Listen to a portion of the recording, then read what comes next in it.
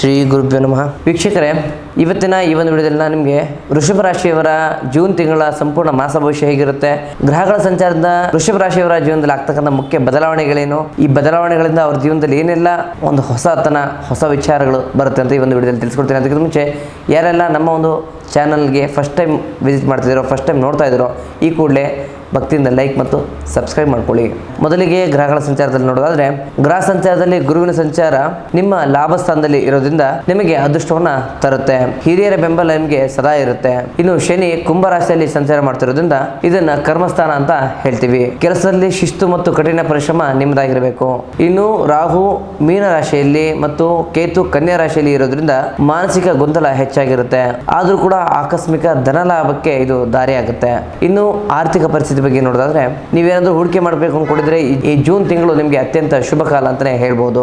ಆದರೆ ಯಾವುದೇ ಕಾರಣಕ್ಕೂ ಆತುರವಾಗಿ ದುಡುಕಿ ನಿರ್ಧಾರ ತಗೊಳಕ್ ಹೋಗ್ಬೇಡಿ. ನೀವು ಹಳೆಯ ಸ್ಥಳಗಳಿಂದ ಮುಕ್ತಿ ಪಡಲಿಕ್ಕೆ ಈ ತಿಂಗಳು ಹೆಚ್ಚಿನ ಒಂದು ಪ್ರಾಮುಖ್ಯತೆ ಕೊಡಬೇಕಾಗುತ್ತೆ. ಬಾಕಿದಂತ ಹಣ ಕೈ ಸೇರ್ಲಿಕ್ಕೆ ಒಂದು ನೆಮ್ಮದಿ ನಿಮ್ಮದಾಗುತ್ತೆ. ಇನ್ನು ವೃತ್ತಿ ಮತ್ತು ಉದ್ಯೋಗದ ಬಗ್ಗೆ ನೋಡೋದಾದ್ರೆ, ಕಚೇರಿ ಮತ್ತು ನಿಮ್ಮ ಕೆಲಸ ಸ್ಥಳದಲ್ಲಿ ಜವಾಬ್ದಾರಿ ಹೆಚ್ಚಾಗುತ್ತೆ. ಮೇಲಾಧಿಕಾರಿಗಳೊಂದಿಗೆ ಯಾವುದೇ ವಾದ ವಿವಾದ ಬೇಡ. ಯಾರಾದ್ರೂ ಹೊಸ ಕೆಲಸವನ್ನ ಹುಡುಕ್ತಾ ಇದ್ರೆ ಅಥವಾ ಹೊಸ ಕೆಲಸವನ್ನ ಆರಂಭ ಮಾಡಬೇಕು ಅನ್ಕೊಂಡಿದ್ರೆ ಈ ಒಂದು ಜೂನ್ ತಿಂಗಳ ದ್ವಿತೀಯಾರ್ಧದಲ್ಲಿ 15ನೇ ತಾರೀಕು ಕಳೆದ ನಂತರ ಶುಭ ಫಲಗಳನ್ನ ನೀವು ನೋಡಬಹುದು. ಇನ್ನು ವ್ಯವಹಾರದ ಬಗ್ಗೆ ನೋಡೋದಾದ್ರೆ, ವ್ಯಾಪಾರಸ್ಥರಿಗೆ ಈ ಜೂನ್ ತಿಂಗಳು ತುಂಬಾ ಲಾಭದಾಯಕ ಸಮಯ ಅಂತಾನೆ ಹೇಳ್ಬಹುದು. ವಿಶೇಷವಾಗಿ ರಿಯಲ್ ಎಸ್ಟೇಟ್, ಕಟ್ಟಡ ನಿರ್ಮಾಣ ಮತ್ತು ತಾಂತ್ರಿಕ ಕ್ಷೇತ್ರದಲ್ಲಿ ಯಾರೆಲ್ಲ ಕೆಲಸ ಮಾಡ್ತಿದ್ದಾರೆ ಅವರಿಗೆಲ್ಲ ಒಂದು ಉತ್ತಮ ಲಾಭ ವ್ಯವಸ್ಥೆಗಳು ಸಿಗುತ್ತೆ ಅಂತಾನೆ ಹೇಳ್ಬೋದಾಗುತ್ತೆ. ಯಾರಾದ್ರೂ ಹೊಸದಾಗಿ ಪಾರ್ಟ್ನರ್ಶಿಪ್ ವ್ಯವಹಾರ ಮಾಡಬೇಕು ಅನ್ಕೊಂಡಿದ್ರೆ ಸ್ವಲ್ಪ ಎಚ್ಚರಿಕೆಯಿಂದ ನೀವು ಮುಂದುವರೆದು ಬಹಳ ಮುಖ್ಯ. ಇನ್ನು ಪ್ರೀತಿ ಮತ್ತು ಕುಟುಂಬದ ವಿಚಾರ ಬಗ್ಗೆ ನೋಡೋದಾದ್ರೆ, ಪ್ರೇಮಿಗಳ ನಡುವೆ ಸಣ್ಣ ಪುಟ್ಟ ಭಿನ್ನಾಭಿಪ್ರಾಯಗಳು ಬರ್ತವೆ. ಪರಸ್ಪರ ನಂಬಿಕೆ ಬಹಳ ಮುಖ್ಯ ಆಗುತ್ತೆ. ಇನ್ನು ಮನೆಯಲ್ಲಿ ಶುಭ ಕಾರ್ಯಗಳು ನಡೆಯುವಂತಹ ಸಾಧ್ಯತೆ ಹೆಚ್ಚಾಗಿದೆ.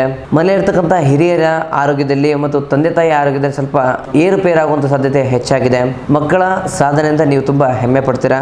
ಇನ್ನು ಆರೋಗ್ಯ ವಿಚಾರವಾಗಿ ನೋಡೋದಾದ್ರೆ, ಕೆಲಸದ ಒತ್ತಡದಿಂದ ಸಣ್ಣ ಪುಟ್ಟ ಆತಂಕಗಳು ಎದುರಾಗುತ್ತೆ. ಧ್ಯಾನ ಮಾಡೋದು ತುಂಬ ಉತ್ತಮ. ನಿಮಗೆ ಏನಾದರೂ ಹಳೆಯ ಕಾಯಿಲೆಗಳು ಅಥವಾ ಹಳೆಯ ಆರೋಗ್ಯ ಸಮಸ್ಯೆಗಳಿದ್ರೆ ಯಾವುದೇ ಕಾರಣಕ್ಕೂ ನಿರ್ಲಕ್ಷ್ಯ ಮಾಡಬೇಡಿ. ಸರಿಯಾದ ಸಮಯಕ್ಕೆ ವೈದ್ಯಕೀಯ ತಪಾಸಣೆ ಮುಖ್ಯ ಆಗುತ್ತೆ. ಈ ಒಂದು ರಾಶಿಯವರ ಪರಿಹಾರ ತಂತ್ರವನ್ನು ನೋಡೋದಾದ್ರೆ, ನಿಮಗಿರುವಂಥ ಮಾನಸಿಕ ಶಾಂತಿ ಮತ್ತು ಜ್ಞಾನಕ್ಕಾಗಿ ಕೊಲ್ಲೂರು ಶ್ರೀ ಮೂಕಾಂಬಿಕೆ ದೇವಸ್ಥಾನಕ್ಕೆ ತಿಂಗಳ ದ್ವಿತೀಯಾರ್ಧದಲ್ಲಿ ನೀವು ಭೇಟಿಯನ್ನು ನೀಡಬೇಕಾಗುತ್ತೆ. ರಾಹು ಮತ್ತು ಕೇತುವಿನ ದೋಷವಿದ್ದರೆ ಕುಕ್ಕೆ ಸುಬ್ರಹ್ಮಣ್ಯ ಸ್ವಾಮಿಗೆ ನೀವು ಭೇಟಿಯನ್ನು ನೀಡಬೇಕಾಗುತ್ತೆ. ಪ್ರತಿ ಶನಿವಾರ ಶನಿ ದೇವರಿಗೆ ಎಳ್ಳೆಣ್ಣೆ ದೀಪವನ್ನು ಈ ಒಂದು ರಾಶಿಯವರು ತಪ್ಪದೇ ಹಚ್ಚಬೇಕಾಗುತ್ತೆ. ಈ ಜೂನ್ ತಿಂಗಳ ನಿಮ್ಮ ಅದೃಷ್ಟ ಸಂಖ್ಯೆ 2, 7 ಮತ್ತು 9 ಆಗಿರುತ್ತೆ. ಅದೃಷ್ಟ ಬಣ್ಣ ಬಿಳಿ ಮತ್ತು ಹಸಿರು ಬಣ್ಣ ಆಗಿರುತ್ತೆ. ಅದೃಷ್ಟವಾರ ಸೋಮವಾರ, ಮಂಗಳವಾರ ಮತ್ತು ಶುಕ್ರವಾರ ಆಗಿರುತ್ತೆ. ಒಟ್ಟಾರೆಯಾಗಿ ಈ ಜೂನ್ ತಿಂಗಳು ವೃಷಭ ರಾಶಿಯವರಿಗೆ ನಿಮ್ಮ ಕಠಿಣ ಪರಿಶ್ರಮ ಮತ್ತು ದೇವರ ಮೇಲಿನ ಭಕ್ತಿ ನಿಮ್ಮನ್ನು ಒಂದು ಪ್ರಗತಿಯತ್ತ ಕೊಂಡೊಯ್ತದೆ.